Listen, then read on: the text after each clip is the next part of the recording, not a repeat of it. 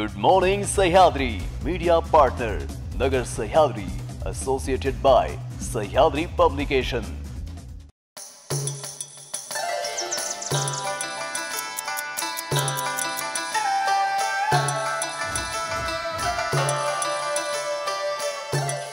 नमस्कार, मी साक्षी न्यूज 24 सह्याद्री मध्ये तुमचं स्वागत। पाहूया देश विदेशासह राज्यातील महत्त्वपूर्ण बातम्यांचा आढावा गुड मॉर्निंग सह्याद्री मध्ये। महाराष्ट्राच्या मंत्रिमंडळात रंगेल व रगेल लोक आले आहेत। एक मंत्री भर विधानसभेत रमीचा डाव टाकतोय, दुसरा मंत्री पैशाच्या बॅगांचे प्रदर्शन करीत सिगारेट फुकतोय, तिसरा मंत्री आपल्या प्रियसीचा खून पचवून फडणवीसांच्या बाजूला बसलाय, चौथा मंत्री नाशिकच्या हनी ट्रॅपच्या सापळ्यातून सुटण्याची धडपड करतोय, पाचवा मंत्री दुसऱ्यांना अडकवत असताना स्वतःच हनी ट्रॅपच्या गुंत्यात फसलाय। रमणीच्या भानगडीत सरकारचा कोठा झालाय असा गंभीर आरोप सामनातून करण्यात आलाय। शिवसेना ठाकरे गटाचे मुखपत्र असलेल्या सामना वृत्तपत्राच्या अग्रलेखातून देवेंद्र फडणवीस यांच्या नेतृत्वाखाली सरकारवर जोरदार टीका करण्यात आली। यावेळी मंत्रिमंडळातील काही मंत्र्यांच्या कथित गैरवर्तनावर आणि त्यांच्या नैतिकतेवर अग्रलेखात प्रश्नचिन्ह उपस्थित करण्यात आले। महाराष्ट्राने रद्द केलेल्या GR वरून उपस्थित करण्यात आलेल्या DMK खासदार माथेश्वरन VS यांच्या प्रश्नाला केंद्रीय शिक्षण राज्यमंत्री पंकज चौधरी यांनी लोकसभेत या संदर्भात लेखी उत्तर दिलाय। महाराष्ट्राच्या GR रद्द विषयावर आपली भूमिका स्पष्ट करताना केंद्र सरकारने म्हटलंय की त्रिभाषा सूत्रात कोणत्या भाषा शिकवायच्या हा राज्याचा निर्णय आहे। महाराष्ट्र सरकारने रद्द केलेल्या शासन निर्णयाची माहिती आम्हाला दिली आहे। त्रिभाषा सूत्र कायम राहणार आहे, मात्र भाषा कोणत्या शिकवायच्या तो राज्य सरकारचा निर्णय आहे। केंद्र सरकारची बळजबरी नाही।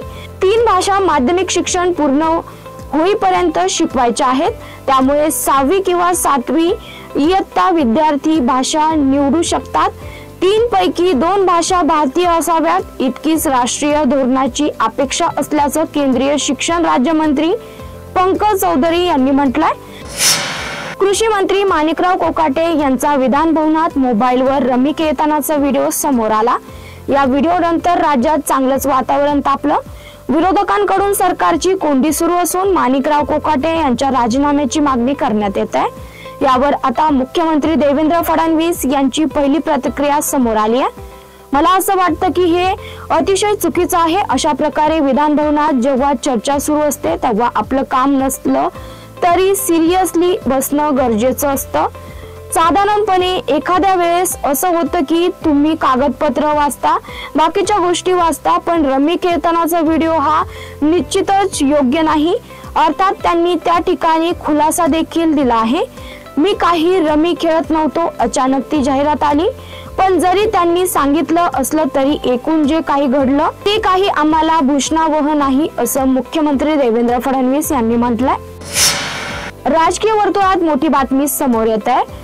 मुख्यमंत्री देवेंद्र फडणवीस यांनी सभागृहात शिवसेना ठाकरे गटाचे प्रमुख उद्धव ठाकरे यांना सत्तेत सहभागी होण्यासाठी निमंत्रण दिलं होतं।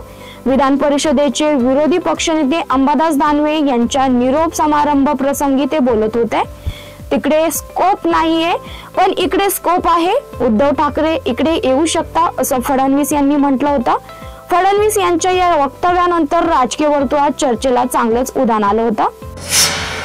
गेल्या काही महिन्यापासून परपुरुषासोबत संबंध असणाऱ्या अनेक महिलांनी आपल्या पतीची हत्या केल्याचं समोर आलंय। खास करून मेरठच्या मुस्कानने पतीची हत्या केली होती, तसेच इंदूरच्या सोनमने हनीमूनला गेल्यावर पतीला संपवलं होतं। त्यानंतरही अशा अनेक घटना समोर आल्या होत्या। अशातच आता उत्तर प्रदेशातील कानपूर मधील एका पतीने समाजवादी पार्टीच्या नेत्यावर गंभीर आरोप केलाय। पती पोलिसात धाव घेत म्हणाला की सपा नेत्याने माझ्या पत्नीला प्रेमाच्या जाळ्यात अडकवलाय, आता दोघेही मला मारण्याचा प्रयत्न करतायत। पतीच्या या तक्रारीनंतर FIR नोंदवण्यात आली आहे, मात्र त्यामुळे पती खूप घाबरलाय। त्याने पोलीस अधिकाऱ्याकडे आरोपी नेत्याला अटक करण्याची विनंती केली आहे। गुड मॉर्निंग सह्याद्री मध्ये घेऊया छोटीशी विश्रांती। रोकठोक पत्रकारिता, निर्भीड बाणा, आणि कणखर भूमिका, महाराष्ट्राचा सखा, सत्याचा पाठीराखा, शब्दांचं सामर्थ्य, विश्वसनीयतेची उंची। न्यूज 24 सह्याद्री। विश्रांतीनंतर तुमचं पुन्हा एकदा स्वागत। पाहूया पुढील बातम्या। मुंबई लोकल ट्रेन बॉम्बस्फोट प्रकरणातील सर्व आरोपींची निर्दोष मुक्तता झाल्यानंतर MIMचे प्रमुख असुद्दीन ओवैसी यांनी प्रतिक्रिया दिली आहे। असुद्दीन ओवैसी यांनी सरकारला सवाल केला, या प्रकरणाचा तपास करणाऱ्या महाराष्ट्र ATSच्या अधिकाऱ्यांविरोधात सरकार कारवाई करणार का, ज्यामुळे निर्दोष लोकांना तुरुंगात पाठवण्यात आलं। आयुष्यातून आता चांगली वर्ष निघून गेल्यानंतर त्यांची तुरुंगातून सुटका केली जाते, असं असुद्दीन ओवैसी यांनी म्हटलंय। छावा संघटनेकडून लातूर बंद केल्यानंतर पालकमंत्री शिवेंद्रराजे भोसले यांनी लोकशाहीमध्ये आंदोलनाचा सर्वांना अधिकार आहे, जिल्हा प्रशासन आंदोलनावर लक्ष ठेवून आहे, कोणताही अनुचित प्रकार घडू नये, त्याचबरोबर सर्वसामान्य आणि व्यापाऱ्यांना वेठीस धरलं जाऊ नये। ज्यांना स्वतःहून बंद मध्ये सहभागी व्हायचंय ते होतील, पण जबरदस्ती आणि दादागिरी चालणार नाही, यावर जिल्हा प्रशासन लक्ष ठेवून आहे, असा इशारा छावा संघटनेला दिलाय।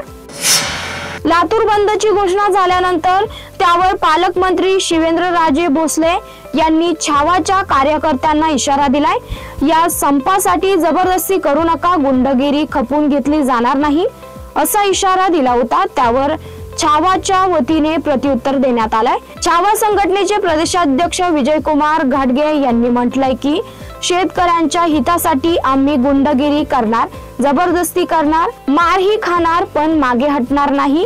आम्ही कोणत्या नेत्याची किंवा कोणत्या पक्षाची हुजरेगिरी करत नाही। शेतकऱ्यांच्या प्रश्नासाठी आम्ही संघर्ष करणारे लोक आहोत। छत्रपती शिवाजी महाराज यांनी घालून दिलेल्या आदर्शाप्रमाणे शेतकऱ्यांचं नुकसान ते आमचं नुकसान यानुसार आम्ही काम करतो। त्यामुळे राजेंनी असं म्हटलंय तर त्यांना एकच उत्तर आहे, तुमच्याच घराण्याने घालून दिलेला वारसा आम्ही पुढे नेतोय। छत्रपती संभाजीनगर मध्ये उद्योजकाचा मृतदेह आढळल्याने खळबळ उडाली आहे। दौलताबाद धुळे सोलापूर महामार्गावरील कोरडी नाक्याजवळ पुलाखाली एका उद्योजकाचा मृतदेह आढळून आला। सागर रामभाऊ परळकर असे या उद्योजकाचं नाव आहे। पत्नीला मी तासभरात घरी पोहोचतो असं फोन करून सांगितल्यानंतर काही तासातच त्यांचा मृतदेह आढळला। या घटनेनं संभाजीनगर हादरलंय। हा अपघात की घातपात यावर संशय व्यक्त केला जातोय। सागर परळकर हे वाळूंज MIDCतील पुष्पक ॲग्रो कंपनीचे संचालक आहेत। गणेश उत्सवाचे आयोजन व रूपरेषा ठरविण्यासाठी महापालिकेच्या सभागृहात आयोजित बैठकीत सोमवारी प्रचंड गोंधळ झाला। परवानगी नसताना या बैठकीत पर्यावरणवाद्यांनी त्यांची मते मांडल्याने गणेश मंडळाचे कार्यकर्ते चांगलेच भडकले। त्यांना बोलण्यास मनाई करूनही काही पर्यावरणवाद्यांनी बोलणे चालूच ठेवल्याने मंडळाचे कार्यकर्ते चांगले संतापले। त्यात एक पर्यावरणवादी हिंदीतून बोलू लागल्याने त्याला मराठीत बोलण्यास सांगूनही त्याने हिंदीतून बोलणे सुरूच ठेवल्याने कार्यकर्ते त्याच्यावर धावून गेले। त्यानंतर सुरक्षा रक्षकांनी त्याला बाहेर काढल्याने काही काळ वातावरण तणावपूर्ण झालं होतं। गुड मॉर्निंग सह्याद्री मध्ये इथेच थांबतोय। तुम्ही पाहता न्यूज 24 सह्याद्री।